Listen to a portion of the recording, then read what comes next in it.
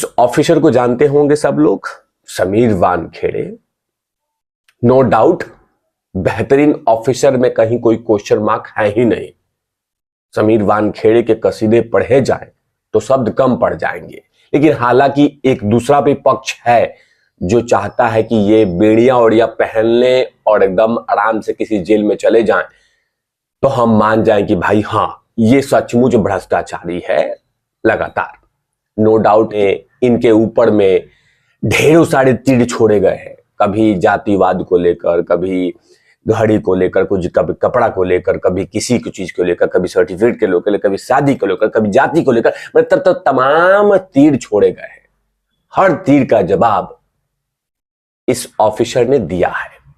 लेकिन जो अब मैं बतलाने वाला हूं, धमाकेदार इंटरव्यू का सारांश, कहानी, वो कहीं ना कहीं उन तमाम चिलगोजे पत्रकार, चिलगोजे नेताओं को दे देंगे जो मैं इनके बारे में बतलाने वाला हूं। जो धमाकेदार इंटरव्यू रिलीज हुआ है, जो सामने आया है, उनमें कहीं पे भी समीर वानखेड़े के शब्द जो है लड़खड़ाया नहीं है, कहीं पे भी कोई अफसोस नहीं है। क्योंकि जिस तरह का लगातार आरोप समीर वानखेड़े पे लगते रहे हैं, तो कहीं ना कहीं किसी को लगता होगा कि इतने सारे आरोप हैं तो जुबान थोड़ा लटपटा जाता है, लेकिन यहां पे कहीं है ही नहीं। उन तमाम चीजों को लेकर बात करूंगा।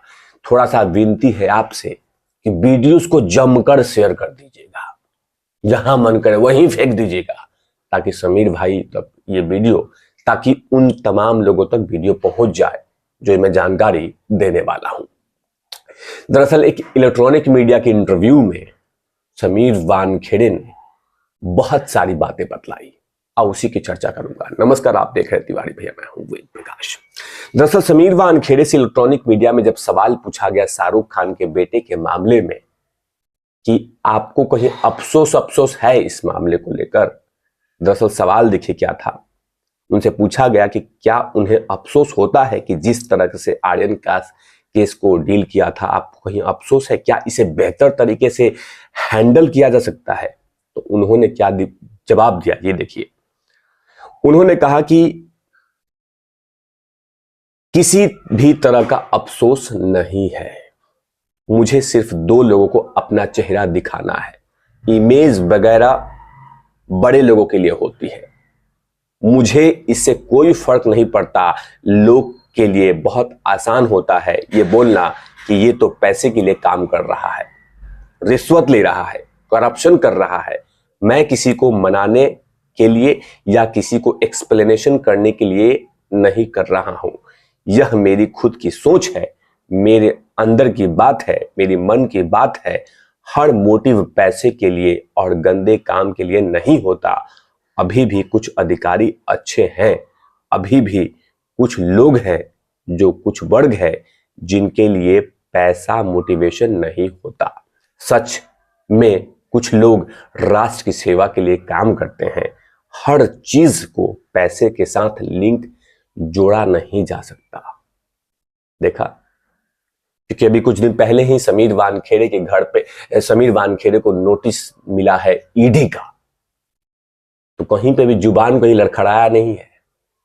शेर की तरह दहाड़ थी, है, और मुझे ऐसा लगता है कि रहेगा भी। इस शब्द से आगे एक सवाल और पूछा गया कि सरकार के मंत्रालय और मंत्रालयों द्वारा गठित जांच कमेटी उनके तर्कों पर हामी नहीं भर रही है और बार बार मॉनिटरिंग की बात कर रही है। उन पे उन्होंने क्या जवाब दिया? अच्छा है कि मुझे भी एक मौका मिला है, हर चीज पेश करने का, देखता हूं क्या क्या होता है। न्यायालय पे मुझे पूरा भरोसा है। देखा, न्यायालय पे पूरा भरोसा है। कुछ दिन पहले इनके बड़े ऑफिसर ने इन पे इल्जामात लगाए थे, क्या नहीं इल्जामात लगाए थे, लेकिन हाईकोर्ट के सामने औंधे मुंह गिर गए। क्या नहीं आरोप लगाया था नवाब मलिक ने, कौन कौन से आरोप नहीं लगाए थे, लेकिन क्या हुआ? ढाक के 3 पात। नवाब मलिक को भी औंधे मुंह गिरना पड़ा। कौन कौन से आरोप नहीं लगाए गए। और खासकर आरोप की बौछार तो तब हुई जब उन्होंने शाहरुख खान के बेटे पर हाथ रख दी थी, उसको उठा के लेके आ गए थे। तब तो भाई पूछो ही मत, मतलब दुनिया का सबसे बड़ा गुनाह कर दिया था। ये आपने बॉलीवुड के किंग के बेटे को ही उठा लिया था। हाथ कांपा वापा नहीं क्या आपका? इस तरह के कुछ ऑफिसर सोच रहे होंगे, लेकिन समीर वानखेड़े ऐसे सोचते ही नहीं है। जाहिर सी बात है, जब शाहरुख खान के बेटे को उठाया होगा तो कहीं ना कहीं उनके कान तक ये बात पहुंची होगी, ये शाहरुख खान का बेटा है, तो भी हाथ कांपा नहीं, उठा के लेके आ गए थे। जो होगा सो देखा जाएगा, अफसोस नहीं करता। यही लिखा है ना उन्होंने, यही बोला इंटरव्यू में कि अफसोस नहीं है। अफसोस करने वाले अफसोस करें, मुझे कोई अफसोस नहीं है। आगे में सवालों का जवाब क्या देते हैं ये देखिए। क्या समीर वानखेड़े को इसलिए टारगेट किया जा रहा है क्योंकि वो दलित समाज से आते हैं? इस सवाल पे समीर वानखेड़े ने जो बातें कही है ये भी बतला देता हूं। मैं इसका उत्तर अलग तरीके से दूंगा क्योंकि यह मामला पटियाला हाउस कोर्ट में पेंडिंग है। लेकिन मैं एक बात जरूर कहूंगा कि हमारे जो भगवान है वो डॉक्टर भीमराव अंबेडकर जी हैं। जी हमारे खून में है, हमको संविधान दिया है, उन्होंने हमको अच्छा पहनना, अच्छा रहना और अच्छे कपड़ा पहनना ये सब कुछ सिखलाया है। इन्होंने ये जवाब दिया है। देखिए उन्होंने कहा कि आज जो बैठे हैं वो सिर्फ डॉक्टर बाबा साहब अंबेडकर की वजह से बैठे हैं। जो सिर उठाने का मान है वो सब अंबेडकर साहब की देन है। अगर कुछ अपशब्द या कुछ प्रताड़ना होती है तो फाइट करेंगे। कहीं कोई लाव लपली आर्ट नहीं, कहीं कोई कुछ भी नहीं, सीधा जवाब था।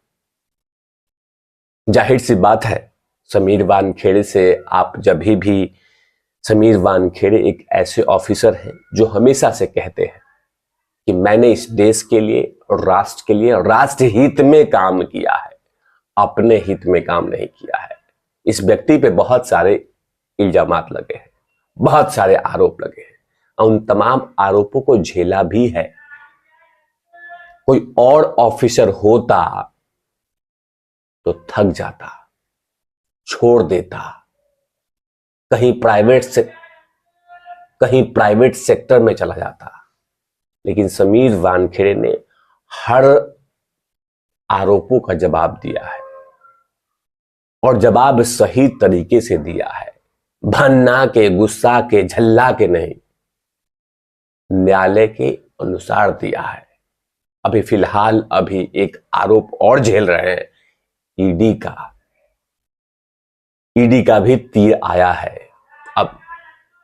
अब ये देखना होगा, हालांकि बॉम्बे हाई कोर्ट से राहत मिली है, लेकिन अब ये देखना होगा कि इसको कैसे अंदाज में जवाब देते हैं। इन तमाम चीजों पे तिवारी भैया की लगातार नजर है। इस मामले को लगातार आपके सामने रखता रहूंगा। तब तक के लिए आप देखते रहिएगा तिवारी भैया। और समीर वानखेड़े के इस इंटरव्यू को आप कैसे लेते हैं, कैसे सोचते हैं, कमेंट सेक्शन में जरूर लिखिएगा। तब तक के लिए आप देखते रहिए तिवारी भैया।